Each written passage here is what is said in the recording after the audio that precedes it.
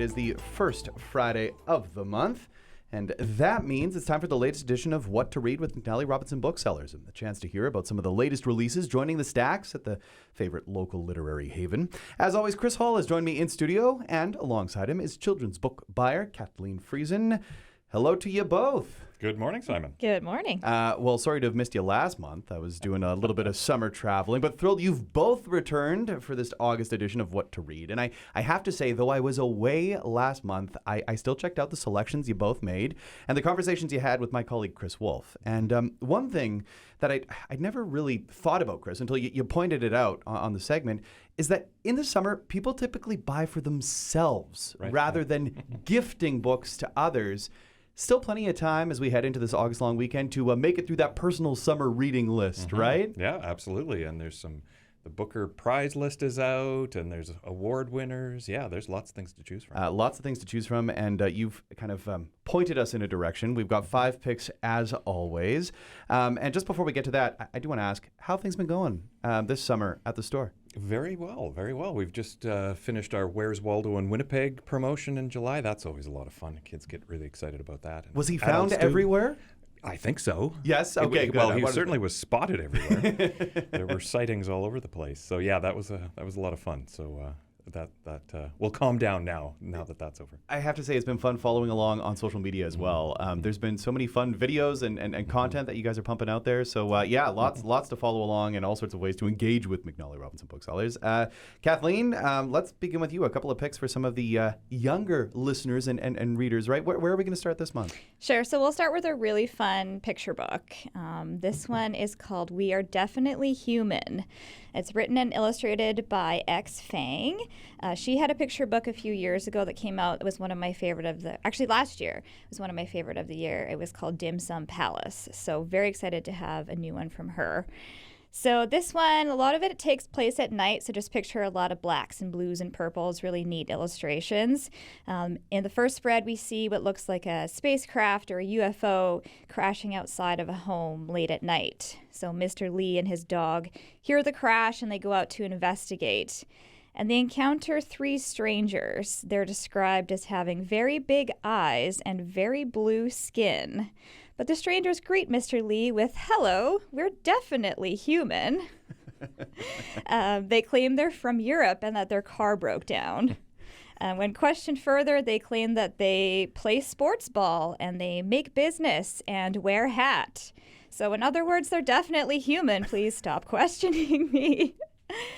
So Mr. and Mrs. Lee do what any kind humans would do. They take in the strangers and help them repair their vehicles so that they can return home. This sounds awesome. Yeah. I don't know how else to put it. What a cool premise for a book. But it also sounds like a picture book that, I mean, apart from just being a very endearing story, also sort of fosters this idea of like kindness and acceptance, right? Exactly. Definitely about helping others, what it really means to be human, and just like a really fun, silly story for the kids too. A picture book. You mentioned a little bit about the illustrations, sort of taking place at night. A lot of darker colors, blues and blacks and purples. Yeah.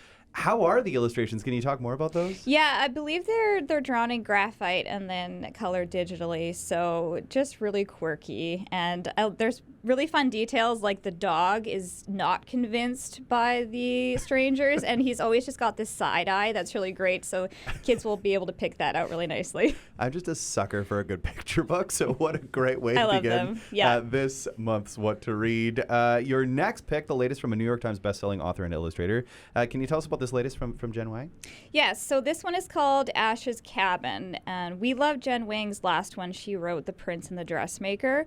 That was one of our staff picks, so she's a favorite among our kids' booksellers in particular. So yeah, this one is for older readers. The teens around, they're about 14 to 18 is a good age range for this one. Really good summer read. It's a bit of a wilderness adventure story, also just about finding one's way in the world. So our main character is Ash. They've always kind of felt alone, struggling to find their place in the wider world. But they were always close to their grandfather, and he recently passed away, but he talked a lot about a secret cabin that he was planning on building in the woods of California. So Ash decides, you know what, I'm going to find this cabin. I'm going to get away from it all. I'm going to start over all by myself. So they spend hours in the library researching and watching survival videos online, and they take off with just their dog for company into the woods. Wow. Yeah. I mean, this sounds like it could be a pretty powerful read. Is that fair to say? It definitely is. They struggle a lot with loneliness and feeling alienated from, family and classmates at school. So Ash, while trying to survive out in the woods, is kind of working through these feelings and discovering the importance of really human connection. So in the end. Yeah, YA graphic novel. Two fantastic picks. Chris, tough act to follow. Kathleen has set the bar very, very high. Sure. But you begin your picks with the McNally Author of the Month. Is that right? I do. I'm trying my best. It is by Elif Shafak is the name of the author, and she's written a novel called There Are Rivers in the Sky. That's this latest one. She had written one several years ago, I guess, called The Island of Missing Trees, which I read and just loved. It included a fig tree as one of the characters. That's not something I'm generally up for, but in her hands it became very, very interesting. And she has a number of other books too. And she's one of those authors that I can very quietly carry all of her books. Like in order for me to stock a book, it's got to sell, and her books sell one at a time, word of mouth, I think. So it's really quite remarkable. This new novel, it brings three stories together. One is in Victorian London. A poor child named Arthur is born into a mudlarking family, but his memory is like he never forgets anything, and he becomes fascinated by translating ancient manuscripts from the kingdom of Nineveh, which is in present-day Iraq. And another story strand follows Narin, a Yazidi girl who lives by the Tigris River in 2014, and whose community's ancestral homeland is going to be lost to flooding. So there's drama happening there. And then the third part is a story of a young woman named Zelika, and she is in 2018 London, feeling lost and kind of adrift as her marriage ends. These three stories are connected in very interesting ways over time and place. Their shared interest in the epic tale of Gilgamesh that comes from that place in the world, the Tigris and Euphrates rivers, Mesopotamia by name, but also they're connected by water. There's water is a theme that runs through it, and the author follows a drop of water. It lands in the head of the king of Nineveh, and then it lands in the head of Arthur. Of course, they don't know anything about this. It's just the author or the narrator and the reader who makes these connections. It's really quite fascinating to think about. Yeah, it sounds like an absolutely epic read. And you always have to marvel at an author who can really bring together centuries and jump between them and make it a cohesive story. I mean, this just sounds like an imaginative and dazzling read. It is, yeah, very powerful. Yeah. So next, a pick from an author you've recommended before here on What to Read years back. I'm sure I have. The Knowing by Tanya Talaga. Tanya Talaga is, of course, she's a Globe and Mail columnist now, as well as the author of Seven Fallen Feathers, about the deaths of the 7 indigenous people in Thunder Bay. That was the title, indeed. Coming in, yes. And this book is about the knowledge, the knowing, as the title has it, and as it's known, that indigenous people know that that family members have disappeared through the years. A coordinated system of residential schools, of course, but also Indian hospitals and asylums.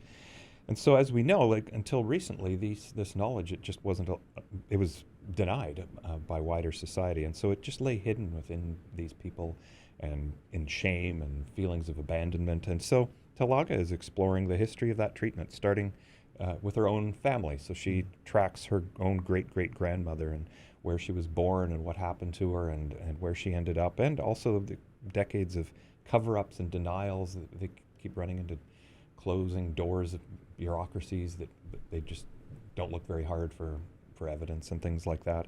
But then by extension, Talaga takes this story out because indigenous people generally, this is the way these families have experienced the world in the last century or so. So it's really kind of it's definitely a part of Canadian history that isn't written about and isn't acknowledged. And this is a part of Canada's history, and she's telling us about it.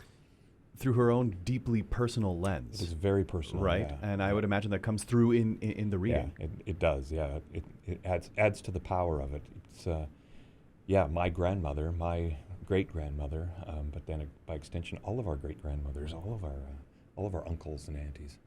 Yes, the latest from Tanya Talaga with a very striking Kent Monkman painting right on the cover. And again, you don't judge a book by its cover. We know the old adage, but this really just one of those that will certainly draw readers in. One last pick this month. What do you have queued up, Chris? Playing to the audience a little bit. I expected you to point well. that out. You know us well. I was going to let you do it. It is a book called I Heard There Was a Secret Chord, Music as Medicine. It is by Daniel Levitin, and I'm sure your listeners are very aware of Daniel Levitin. He wrote a book a few years ago now, hugely popular, called This Is Your Brain on Music.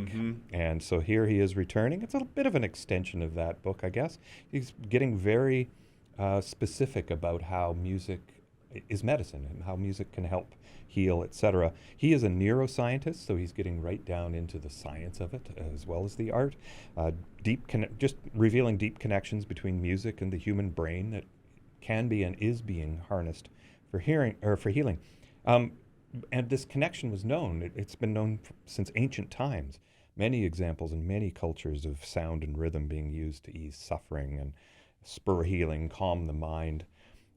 But more recent times, these practices have been considered primitive or cast off as alternative, if not outright quackery. But he says that starting to make a comeback, this line of thinking, scientific evidence is building that argues music does offer effective treatments, all kinds of ailments, from Alzheimer's to PTSD, depression, pain, and injury. So it's a fascinating look at one of the most potent new therapies, in his words, available today for healing our troubles, both mental and physical. Yeah, and one of those, like you say, sort of playing to the classic 1-7 audience. But we've heard about that healing power before. I mean, the incredible work that music therapists do, right? Yeah. So, I mean, really kind of exploring that connection, right? Through the lenses of a neuroscientist, but also as a writer and also someone who just admires music, right? I mean, Daniel Levitin, the latest from him. So, well, and it connects back to the Talaga book, right? Well, because and that drumming too. is so Yes, important indeed. to her story and the culture of Indigenous people. Some really fascinating picks this month. I mean, I feel like I say that every month, Chris, but wonderful to get your perspective as well, Kathleen. Of course, your picks you can find up the twirly stairs at the second level at Grant Park. Of course, you can also find McNally Robinson at the Forks, which is a place people are frequenting, especially in these summer months, Sure doing are. a little bit of reading, or right next to the Assiniboine River there, with the Forks, and then the red just over a stone's throw away. The picks also available online at McNallyRobinson.com. Chris, Kathleen, thanks for being here today. Thank you, Simon. Thank you.